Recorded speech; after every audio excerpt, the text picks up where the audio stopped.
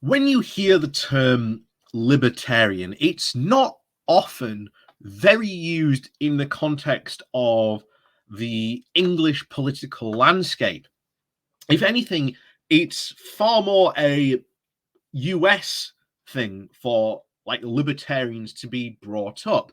But surprisingly, as people may or may not know, we have had a Conservative Party who, again, has lurched more to the right, but the voters in these party and the members have elected people who are even more far right than they are, and especially on the far right libertarian sector of these things, because we saw this just a couple of weeks ago where these new Plan B restrictions coming in and the defense of freedom was used, which is, of course, the typical libertarian rallying cry to anything. If you may remember, of course, my very brief run-in with the Scottish libertarians and English libertarians where we went over their manifesto, it was actually cuckoo for Cocoa Puffs. But in a shocking turn of twist, there are, of course, right-wing libertarians who essentially are all about the greed and don't want any regulations whatsoever. They want the government completely removed from any market interaction whatsoever. In fact, these are the people behind Brexit. They wanted out of the EU institutions that were giving us regulations which were overwhelmingly positive and received by most of the UK voting public. And of course, now we are out.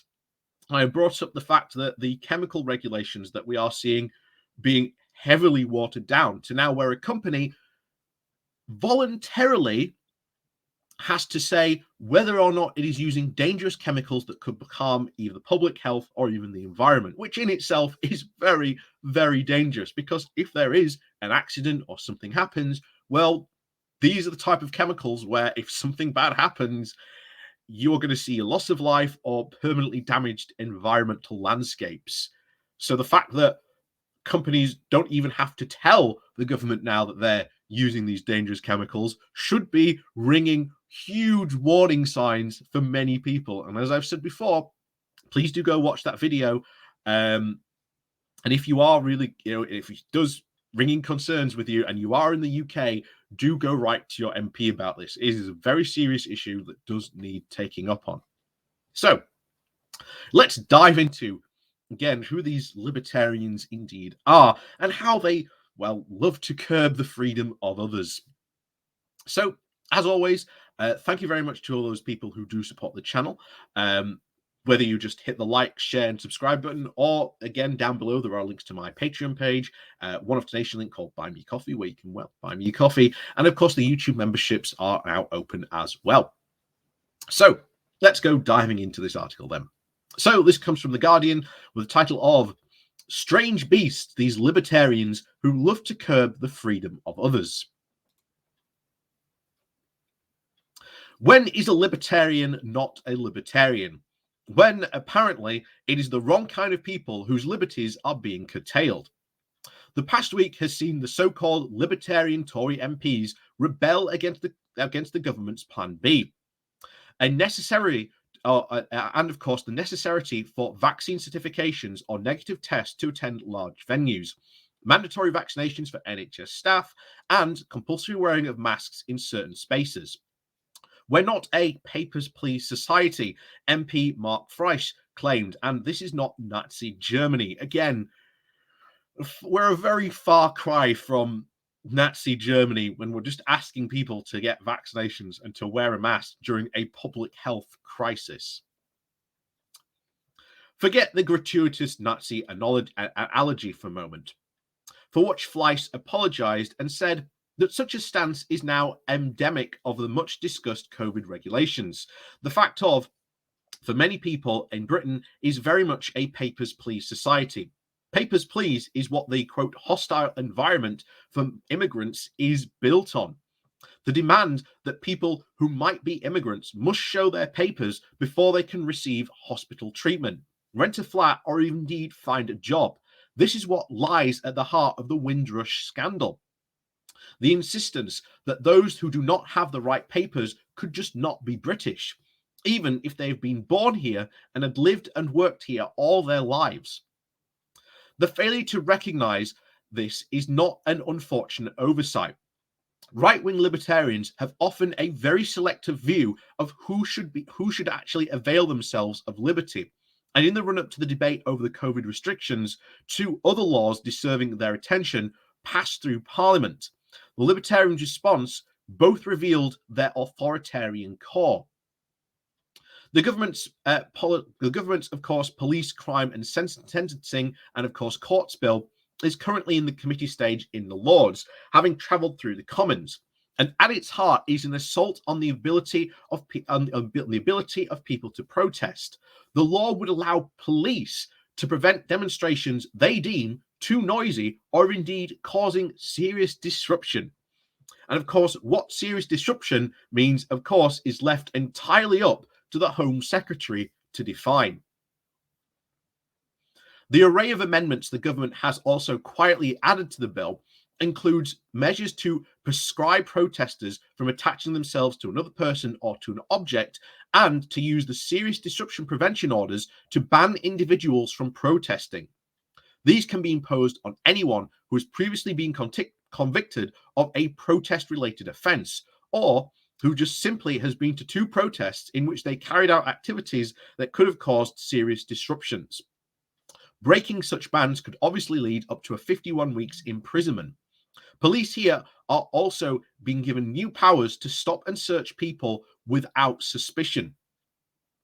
This is one of the most ferociously illiberal laws in recent times.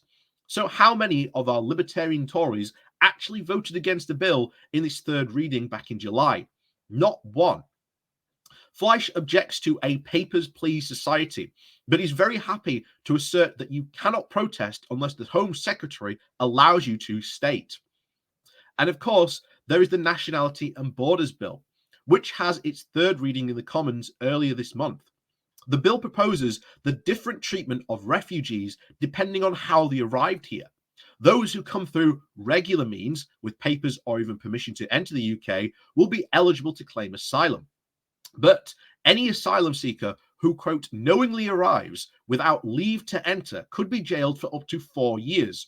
This is indeed to criminalize the very act of seeking asylum. This is also, again, to enlarge the papers, please approach of the hostile environment. Not just for asylum seekers, but anyone helping them also will be criminalized. Even if they are providing humanitarian assistance, they could face life imprisonment.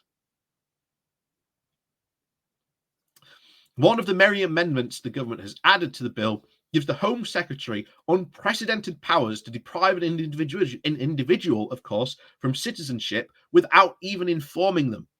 Tory MP and, of course, former Brexit Minister David Davis described the bill as deeply flawed and suggested that plans to establish the offshore asylum detention centres could create a British Guantanamo Bay.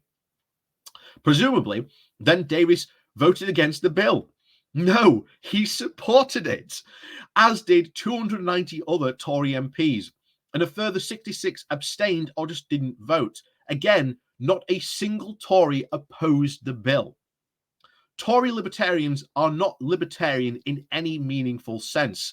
They accept and indeed welcome the most grotesque denial by the state of individual liberty, so long as it's directed against people they deem unworthy of such freedoms, whether protesters or immigrants.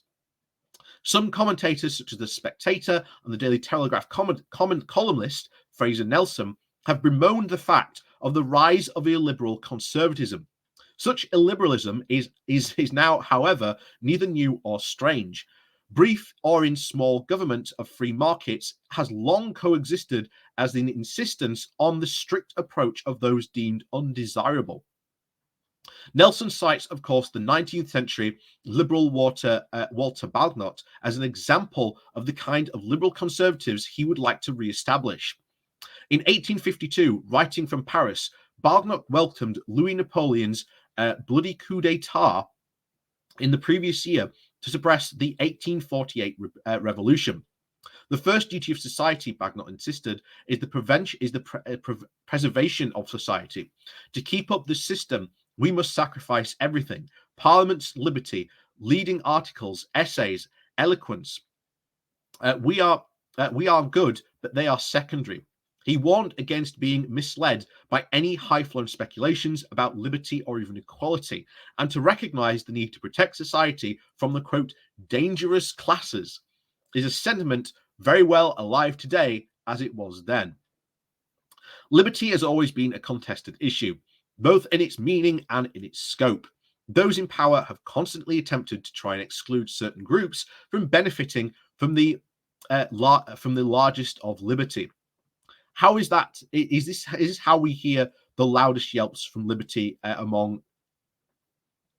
Oh, we can't say that. Can't say that here. Asked Samuel Johnson, no friend of liberty himself, of the American revolutionaries back in 1776. It was, of course, historically the left that waved the banner for liberty, seeking to expand its meaning and to include disbarred groups, from the working class to the women to colonial subjects. These struggles have shaped the modern meaning of liberty. And of course, more recently, though, many sections of the left have retreated from these issues that once helped define it. From free speech to civil liberties, this has given a very much free pass to libertarian right to both don the mantle of freedom and to distort its meaning. Libertarians are very happy to deny basic freedoms to those who need it most, and liberty is too important to leave to those who don't really believe in it. So essentially, that's the libertarian problem we are seeing here in the UK. Hopefully these people get defeated at the next election, and hopefully they consign themselves to complete irrelevance as they start to push policies and that are just the British public just do not want. Outright and true. They are, again, a very, very small minority. But again, this is the very same minority that pushed for Brexit all those years ago. So worryingly enough, we do have to keep very much a close eye on them. So, as always, thank you very much for watching. Please do remember to hit that like, share, and subscribe button down below. And of course, thank you very much to all those people who do support the channel that way. And also, the YouTube memberships are open as well. So, if you would like to support the channel that way, you can do so. And of course, thank you very much to everyone else who does support the channel, even it is just clicking the like and share buttons. So, thank you very much for watching. And once again, we'll see you all next time.